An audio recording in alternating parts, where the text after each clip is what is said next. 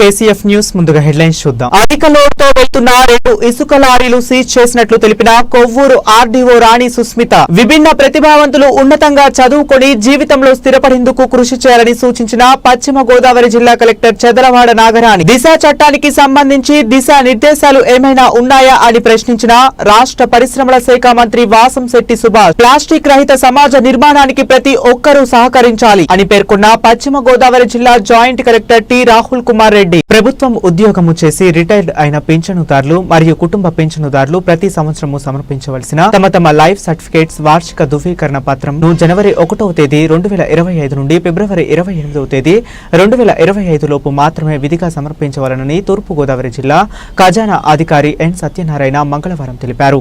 Life certificate ను జీవన్ ప్రమాణ ద్వారా ఆన్లైన్ ద్వారా కూడా సమర్పించే వెసులుబాటు అందుబాటులో ఉందని, ఆధార్ సంఖ్య ఆధారంగా బయోమెట్రిక్ గుర్తింపు రిజిస్టర్ మొబైల్ నెంబర్కు ఓటీపీతో కూడిన లైఫ్ సర్టిఫికేట్ అందజేయాల్సి ఉంటుందన్నారు.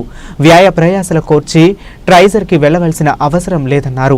2025కి సంబంధించి లైఫ్ సర్టిఫికేట్ జనవరి 1వ తేదీ 2025 తదుపరి మాత్రమే సమర్పించాలని, జనవరి 1వ తేదీ 2025కు ముందుగా సమర్పించిన వాటిని పరిగణలోకి తీసుకోవడం జరగదన్నారు. ఈ విషయాన్ని ప్రభుత్వ పెన్షన్లదారులు గుర్తుంచుకోవాలని తెలిపారు. ఒకవేళ ముందుగా సమర్పించినప్పటికీ తిరిగి జనవరి 1వ తేదీ 2025 తర్వాత మరోసారి ఫిబ్రవరి 28లోగా విధిగా సమర్పించాలన్నారు. ఈ విషయాన్ని జిల్లాలోని ప్రభుత్వ పింఛనుదారులు అందరూ గమనించాలని అన్నారు. అధిక ఇసుక లోడ్తో వెళ్తున్న 2 ఇసుక లారీలు సీజ్ చేసినట్లు కొవ్వూరు ఆర్డీఓ రాణి సుస్మిత పేర్కొన్నారు. మంగళవారం బల్లిపాడు నుండి ఏలూరుకు అధిక లోడ్తో వెళ్తున్న 2 ఇసుక లారీలను కొవ్వూరులో సీజ్ చేయడం జరిగిందని రెవెన్యూ డివిజనల్ అధికారి తెలిపారు. కొవ్వూరు సమీపంలో అధిక లోడ్తో వెళ్తున్న 2 లారీలను గమనించి రికార్డులు పరిశీలించడం జరిగిందన్నారు. సదరు ఇసుక లారీలలో నిర్దేశించిన పరిణామం కంటే 10 మెట్రిక్ టన్నులు ఇసుకను అధికంగా లోడింగ్ చేసి ఏలూరుకు వెళ్తున్నట్లు గుర్తించడం జరిగిందన్నారు. సంబంధిత లారీ యజమానులపై ఇసుక రవాణా చేస్తున్న వ్యక్తులపై ఎఫ్ఐఆర్ నమోదు చేయవలసిందిగా కొవ్వూరు స్టేషన్ అధికారిని ఆదేశించడం జరిగిందని ఆర్టీఓ తెలిపారు. వాహనాల్లో ఇసుక రవాణా చేసే సమయంలో నిర్దేశించిన లోడ్కి మించి ఇసుక రవాణా చేస్తే అటువంటి వారిపై చట్టపరమైన చర్యలు తీసుకుంటామని హెచ్చరించారు. ఈ తనిఖీలో MRO M Durgaprasad, ASI Srinivas, ఇతర సిబ్బంది పాల్గొన్నారు. విభిన్న ప్రతిభావంతులు ఉన్నతంగా చదువుకుని జీవితంలో స్థిరపడేందుకు కృషి చేయాలని పశ్చిమ గోదావరి జిల్లా కలెక్టర్ చెదలవాడ నాగరాణి అన్నారు. అంతర్జాతీయ విభిన్న ప్రతిభావంతుల దినోత్సవ వేడుకల సందర్భంగా మంగళవారం భీమవరం డిఎన్ఆర్ కళాశాల నందు పశ్చిమ గోదావరి జిల్లా విభిన్న ప్రతిభావంతులకు ఏర్పాటు చేసిన జిల్లా స్థాయి క్రీడా పోటీలను జిల్లా కలెక్టర్ జెండాను ఆవిష్కరించి ప్రారంభించారు. అదేవిధంగా మాట్లాడుతూ విభిన్న ప్రతిభావంతులు ఎప్పటికీ తీసిపోని విధంగా పారా ఒలింపిక్స్ లో సైతం అనేక మెడల్స్ ను సాధించడం జరుగుతుందన్నారు. ఇదే స్ఫూర్తితో జిల్లాలోని విభిన్న ప్రతిభావంతులు మరిన్ని విజయాలు సాధించాలని ఆకాంక్షించారు. క్రీడలతో పాటు చదువులో కూడా ముఖ్యమని, విభిన్న ప్రతిభావంతులు ప్రతి ఒక్కరూ తప్పక చదువుకునేలా సంబంధిత సంఘాలు, అధికారులు కృషి చేయాలన్నారు.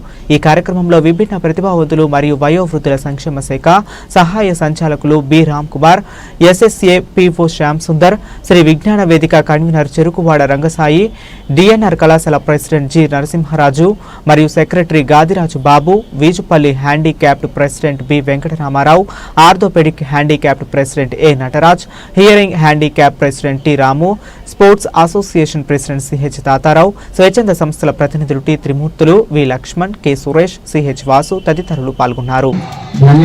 సౌకర్యాలు సమకూర్చుతున్నటువంటి ఎన్జిఓ ప్రతినిధులందరికీ కూడా ఈ కార్యక్రమం తరఫున మొదటగా అల్లార్ నటరాజు గారు ఆల్రెడీ మాట్లాడారు.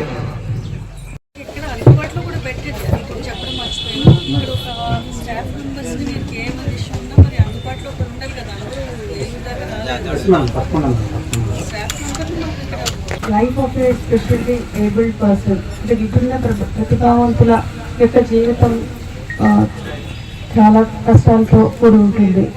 అయినప్పటికీ కూడా ప్రభుత్వం మీకు సాధ్యమైనంత వరకు చదువు, ఆటపాటల్లో అన్నిట్లో కూడా ఏదైతే అవసరాలు ఉంటాయో అన్ని తీర్చడానికి ప్రభుత్వం చేసే కృషి ఎనలేనిది. ఇందాక రామ్ కుమార్ వెంకటరమణ చెప్పారు, ఒక స్పెషల్లీ ఏబుల్డ్ పర్సన్ ఒక కుటుంబంలో జన్మిస్తే తల్లిదండ్రులకి చాలా ఎంతో ఇబ్బంది పడతారు. అదేవిధంగా ఆ విధంగా భావించుకుంటే ప్రభుత్వం ఏదైతే చేయాలో అన్నీ కూడా చేయడానికి ప్రయత్నిస్తూ ఉంది. కానీ ఇంకా అధికారుల సైడ్ నుంచి మనం చాలా గ్యాప్స్ ఉన్నాయి, అవన్నీ కూడా మనం ఫిల్ చేయడానికి ప్రయత్నించాలి. ఇప్పుడు ఈరోజు క్రీడా సంబరాలు చేసుకుంటూ అంటే ఇక్కడ జమ అవ్వడం అనేది చాలా పెద్ద కష్టమైన పని. అందరికీ వచ్చి సో ఈ సందర్భాన్ని కేవలం క్రీడలకే పరిమితం చేయకుండా పిల్లలకి ఏం అవకాశాలు ఉన్నాయి, స్టూడెంట్స్ చదువులో ఏం అవకాశాలు ఉన్నాయి, ఉద్యోగాలు ఏమైనా అవకాశాలు ఉన్నాయి, అలాగే చిన్నగా అవేర్నెస్గా 2-3 స్టాల్స్ కూడా పెట్టుకుని మనం చెప్పించగలిగే ఉండేటట్టయితే ఇంకా చాలా బాగుండేది. నెక్స్ట్ టైం నుంచి ఎన్ని మీటింగ్స్ దీనికోసం ప్రత్యేకంగా చేసే మీటింగ్ ప్రతిదానికి కూడా మనం కేవలం ఆ ఒక్క సబ్జెక్ట్కి పరిమితం చేయకుండా 3-4 అంశాలని కూడా కవర్ చేయాలి. ముఖ్యంగా మీ అందరికీ తెలుసు 2019 డిసెంబర్లో నేను డిఫరెంట్లీ ఏబుల్డ్ డిపార్ట్మెంట్కి కమిషనర్గా ఉన్నాను. నేను అంటే చాలా తక్కువ టైం ఉన్నాను, 2 నెలలు 3 నెలలు మాత్రమే ఉన్నాను. ఆ టైంలోనే అప్పటికి చాలా రోజుల నుంచి ఈ మోటార్ సైకిల్స్, ట్రై సైకిల్స్ మోటార్వి ఇచ్చేది పెండింగ్ ఉంది, చాలా రోజులు పెండింగ్ ఉండిపోవడం, అనుకోకుండా నన్ను వేయడంతో నన్ను వేసిన 1 మంత్కి సైకిల్స్ ఆర్డర్ అంతా కంప్లీట్ చేశాను. నాకు ఇప్పటికీ గుర్తుంది ఆ రోజు. నాకు అప్పటికే 2-3 నెలలుగా నాకు కొంచెం ఒక హెల్త్ ఇబ్బందిలో ఉన్నాను. నేను ఒక ట్రీట్మెంట్లో ఉన్నాను. ఆ ట్రీట్మెంట్లో ఉండి కూడా నేను ఆ రోజు సీఎం గారు వస్తారని చెప్పి ఆ ప్రోగ్రామ్ అంతా కూడా మనం మున్సిపల్ స్టేడియంలో అరేంజ్ చేశాను విజయవాడలో. అప్పుడు నేను స్వయంగా కూడా అటెండ్ అయ్యాను అనుకున్నాను. అందరికీ కూడా సైకిల్స్ ఇవ్వడం జరిగింది. ట్రై సైకిల్ స్కూటర్స్ మార్గశిర మంగళవారం సుబ్రహ్మణ్యేశ్వర స్వామి వారికి ప్రత్యేక అభిషేకాలు చేయడం జరిగిందని శ్రీ బాల త్రిపుర సుందర సమేత సుందరేశ్వర స్వామి ఆలయ అర్చకులు మానేపల్లి సుందరం తెలిపారు. కొవ్వూరు పట్నం గోష్పాద క్షేత్రం వద్ద ఉన్న శ్రీ బాల త్రిపుర సుందర సమేత సుందరేశ్వర స్వామి ఆలయంలో ఉన్న సుబ్రహ్మణ్యేశ్వర స్వామి వారికి ప్రత్యేక అభిషేకాలు, పూజలు జరిపినట్లు తెలిపారు. ఈ కార్యక్రమంలో స్వాములు, భక్తులు పాల్గొన్నారు.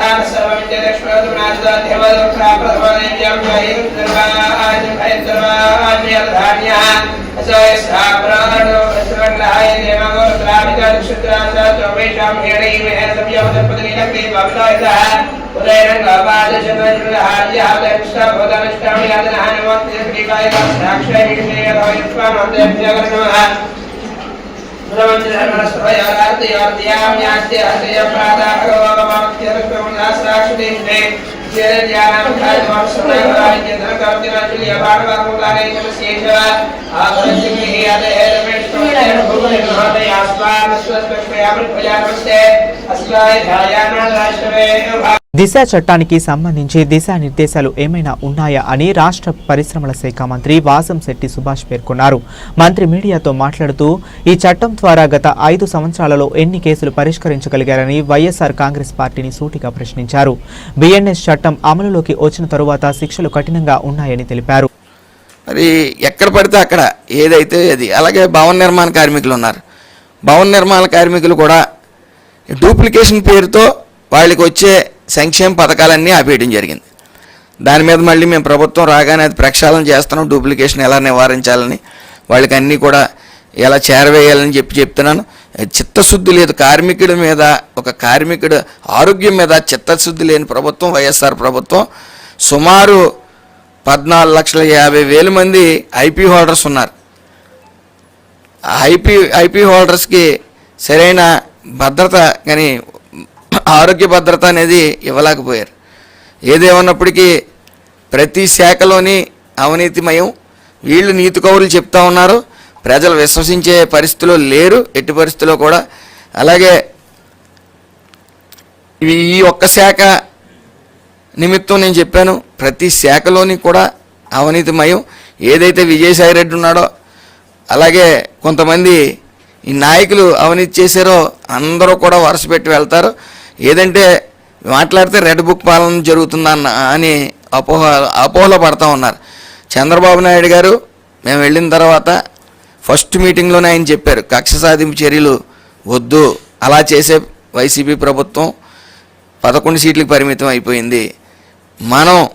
మీరు మీ డిపార్ట్మెంట్ల మీద వ్యవహారం, మీరు క్లియర్గా మీ డిపార్ట్మెంట్ల మీద మీరు ఏదైతే చేయాలో నోట్ నాకు ఇవ్వండి అని చెప్పారు. అలాగే మొన్న ఈ యాక్సిడెంట్లు కంటిన్యూస్గా అవుతా వచ్చినాయి. వెంటనే మొన్న చంద్రబాబు నాయుడు గారు రివ్యూ మీటింగ్ పెట్టి, ఆ రివ్యూ మీటింగ్లో ఈ వసుధ మిశ్రా అనే కమిటీ రిటైర్డ్ ఐఏఎస్ గారి ఆధ్వర్యంలో ఒక కమిటీ వేయటం జరిగింది. వాళ్ళు ఆల్రెడీ నిన్న తిరుపతి వెళ్ళటం జరిగింది, ఈఎస్ఐ హాస్పిటల్కి మొన్న వైజాగ్ వెళ్ళటం జరిగింది. అన్నీ కూడా ఇండెంట్లు ఏదైతే అవసరం ఉందో మనకి స్కాన్లు అవి అన్నీ పెట్టడం జరిగింది. పాతవే ప్రజెంట్ అవి వచ్చేంత వరకు అవి మళ్ళీ బాగు చేయించి అవి ఫుల్ ఫోర్స్లో ఉండేలా చేసాం.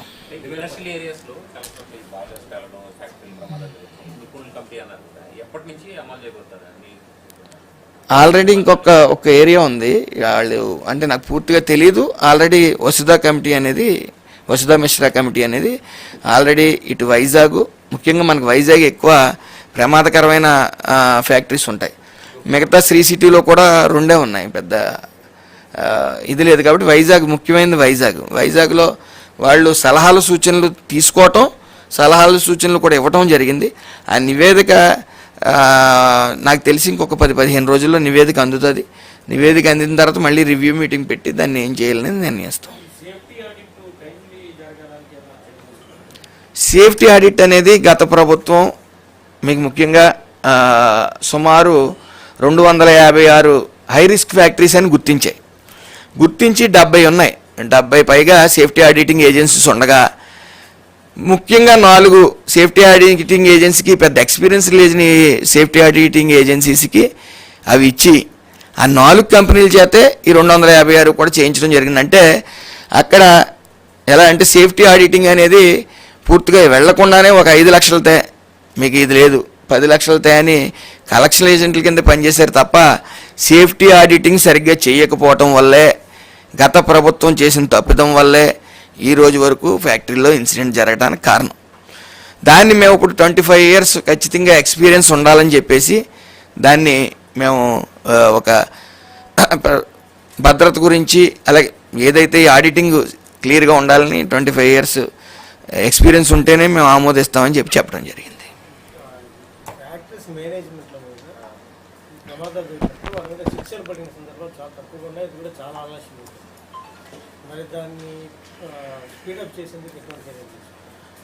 యాక్చువల్గా ఏదైతే ఈ కేసులు నమోదవుతాయో అది ఎఫ్ఐఆర్ అయిన తర్వాత ఇంక పోలీస్ శాఖకి వెళ్తాం, పూర్తిగా ఫ్యాక్టరీస్ యాక్ట్లోకి వస్తుంది. అది నెగ్లిజెన్సీ ఎంతవరకు ఉంది, దాన్ని ఎంతవరకు దానికి లైబుల్ ఇతను అనేది చూడటం జరుగుతుంది. అది ఫ్యాక్టరీస్ డైరెక్టర్ ఆఫ్ ఫ్యాక్టరీస్ వెళ్ళి అదంతా పరిశీలించి ఆయన రిపోర్ట్ ఇవ్వడం జరుగుతుంది. దాని ఆధారంగానే మనకు ముందుకెళ్ళి శిక్షలాడటం జరుగుతుంది. అయితే మేము వచ్చిన ఈ 6 నెలల్లో ఒక అవినీతి తిమింగలం 32 కేసులు, అది ఏదైతే ఆయన పెట్టారో దాని మీద అయితే నాకు అవగాహన లేదు. ఆయన చేశారు, ఆయన చంద్రబాబు నాయుడు గారికి పంపారు లేఖ. సో ఆ లేఖ మేమైనా సరే ఏదైనా తేడా జరుగుతుంటే మీరు మాకు చెప్పండి అని అంటున్నారు ఆయన. ఏదైతే ఎక్కడైతే మీ డిపార్ట్మెంట్ తీసుకోండి, డిపార్ట్మెంట్లో డూప్లికేషన్ ద్వారా బీఓసీ ఆగిపోయినాయి, దాని గురించి నాకు నోట్ ఇవ్వండి, 6 నెలలు అవుతుంది కదా 12వ తారీఖు అన్నారు. సో ఆయన అలాగే ఏదైనా తప్పు జరుగుతుంది అనుకున్నప్పుడు ఆయన నోటీసులకు తీసుకెళ్ళాలి మేము ఖచ్చితంగా. ఆ రకంగానే ఆయన తీసుకెళ్ళిన తర్వాత లేక సమర్థించడం ఏముంది, ఆయన ఏమైంది అనేది నేను ఇంకా గమనించలేదు. నేను ప్రజా దర్బార్లో ఉన్నాను 3 days. ఏమండి ఓకే, నేను చిత్తూరు అన్నీ తిరుగుతూ ఉన్నాను. చిత్తూరు తిరిగిన తర్వాత మళ్ళీ ప్రజా దర్బార్లో కూర్చున్నాను. ఈరోజు రిలీఫ్ అయ్యి ఈరోజు అందుకే పెట్టాను ప్రేమ. ఏదేమన్నప్పటికీ ఆయన నోటీసులో ఉన్నాయి, చంద్రబాబు నాయుడు గారికి చెప్పుకున్నారు. అది ఎవరన్నా చేసి పనే, లేఖ రాయొచ్చు. ఎప్పుడో పూర్వం రాశారు లేఖలు, అవన్నీ కరెక్ట్ కాదు. కానీ లేఖ రాయొచ్చు, ఆయన అభ్యర్థన ఆయన చెప్పుకోవచ్చు. జగన్మోహన్ రెడ్డి లాగా పాత మాజీ ముఖ్యమంత్రిలాగా ఎవరికి కనీసం మంత్రులకే అవకాశం ఇచ్చేవాడు కదా మాట్లాడటానికి, ఇంకా ఎమ్మెల్యేలకి ఎలా ఇస్తాడో ఈయన ఓపెన్గా అందరికీ ఇస్తున్నారు. సో ఆయన లేఖ రాయొచ్చు, ఆయన అదేమైనా అక్కడ తప్పు జరుగుతుంటే రెక్టిఫై చేయమనే కదా అడుగుతా. సో అలా జరిగినప్పుడు ఆయన రెక్టిఫై చేస్తారు పెద్ద ఆయన. సో నాకేంటంటే ఇది ఆయన సబ్జెక్ట్ ఆయన చెప్పారు, అది నెరవేరుతుంది, పెద్ద మాట్లాడుకోవాల్సిన పని.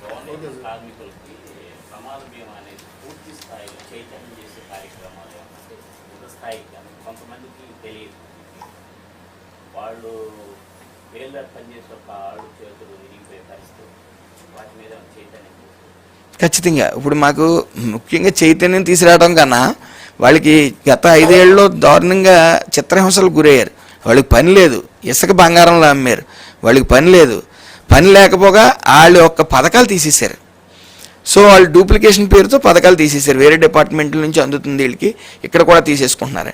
పోనీ తీసేసిన తర్వాత వాళ్ళని మళ్ళీ దాని మీద రివ్యూ జరిగి ఏదైతే డూప్లికేషన్ జరుగుతుందో దాన్ని నివారించి వాళ్ళ పథకాలు వాళ్ళకి, ఎందుకంటే మిగతా డిపార్ట్మెంట్లు వేరు. ఇప్పుడు గవర్నమెంట్ హాస్పిటల్ ఉంది. గవర్నమెంట్ హాస్పిటల్లో ఎంతవరకు గట్టిగా ప్రశ్నిస్తారో సామాన్య ప్రజలు, మాకు వైద్యం అందట్లేదని నాకు తెలియదు. కానీ ఏదైతే బీఓసీ ఉందో ఆ బీఓసీ వాళ్ళ డబ్బులు వాళ్ళు కట్టుకుంటున్నారు. 110 రూపాయలు సెస్ అమౌంట్ కూడా యాడ్ అవుతుంది. సో వాళ్ళకి సర్వ హక్కులు ఉన్నాయి దాని మీద.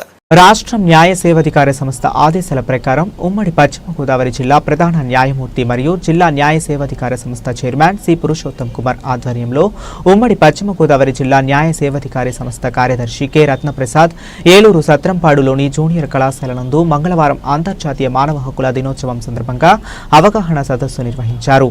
ఈ సందర్భంగా జిల్లా న్యాయ సేవాధికార సంస్థ కార్యదర్శి 1948 డిసెంబర్ 10వ తేదీన ఐక్యరాజ్య సమితి జనరల్ అసెంబ్లీలో universal declaration of human rights ఆమోదించబడిందని తెలిపారు.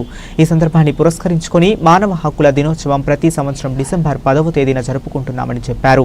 భారతదేశంలో జాతీయ మానవ హక్కుల కమిషన్ 1993లో మానవ హక్కుల పరిరక్షణ చట్టం 1993 ప్రకారం స్థాపించబడినదని, దీని ప్రకారం జాతీయత హక్కు, ఏకపక్ష అరెస్టుకు వ్యతిరేకంగా హక్కు, ఏ రూపంలోనైనా బానిసత్వాన్ని నిషేధించడం, కదలిక మరియు నివాసం యొక్క స్వేచ్ఛ మరియు మరెన్నో హక్కులను ఈ చట్టం ద్వారా ప్రజలకు అందుబాటులో తెచ్చారని తెలియజేశారు.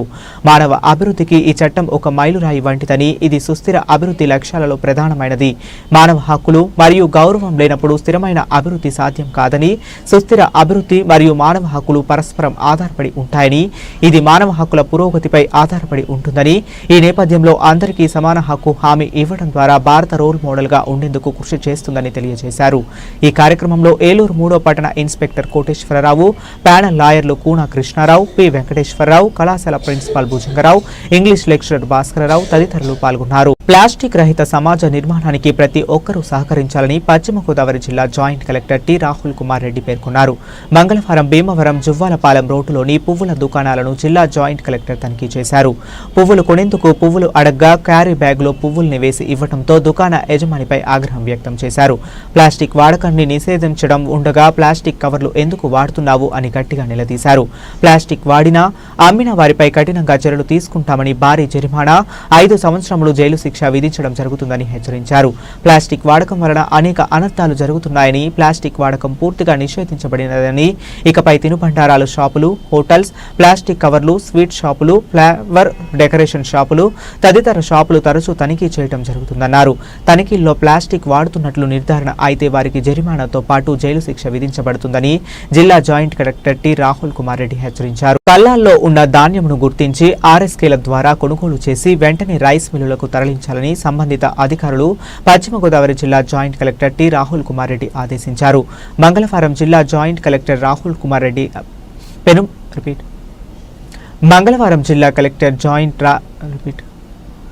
మంగళవారం జిల్లా జాయింట్ కలెక్టర్ రాహుల్ కుమార్ రెడ్డి పెనుమంట్ర మండలంలో రైతు సేవా కేంద్రం 2 పరిధిలో పర్యటించారు.